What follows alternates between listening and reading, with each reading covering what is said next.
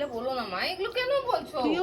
আচ্ছা জিমি তো জানলা থেকে লাভ। Hi everyone, good morning and welcome back to my channel. তো এখন সকাল অলমোস্ট 11টা বাজে, আর আমার আজকে ঘুম থেকে একটু উঠতে দেরি হয়েছে।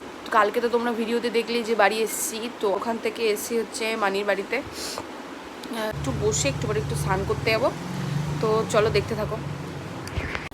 তো আমি এখানে ফ্রেশ হয়ে খাওয়া দাওয়া করছিলাম, আর মা আমাকে খাইয়ে দিচ্ছিল। আমি যতদিন বাড়ি আসি, মানে বাড়িতে থাকি, আমি একবেলাও হাতে করে খাই না, সবসময় মাই খাইয়ে দেয়। তো সেটার জন্য মা খাইয়ে দিচ্ছিল, আর আমার নিজের হাতে খেতেও ভালো লাগে না বাড়ি আসলে।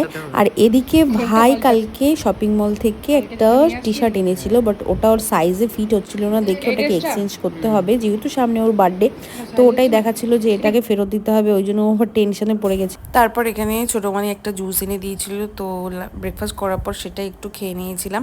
খাওয়া দাওয়া কমপ্লিট করে এখানে বসেছিলাম, আর দেখছি ভাই এখানে বাইরে থেকে টিউশন পড়ে আসার সময় অনেকগুলো চকলেট নিয়ে এসছে আমার জন্য, আর এনে নিয়ে বলছে দেখ কোনগুলো কোনগুলো নিবি। আমি বললাম যে আমি খাবো না, তুই খা, বাট বলছে না নিতেই হবে। তো আমি এখান থেকে 3-4টা নিয়েছিলাম, ও আবার একটা ভালোবেসে খাইয়েও দিয়েছিল।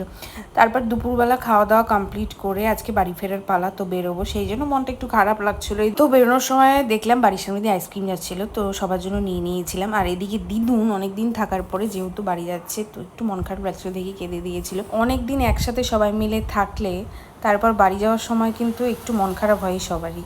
যাই হোক, কী আর করা যাবে, এখন তো আর একসাথে সবাই মিলে থাকতে পারি না, তো ওই মাঝে সাঝে একটু দেখা হয়, ব্যাস এটাই। সো আজকের ভিডিওটা এটুকুই থাকলো, দেখা হচ্ছে ওর অন্য কোনো ভিডিও নিয়ে, ততক্ষণের জন্য টাটা।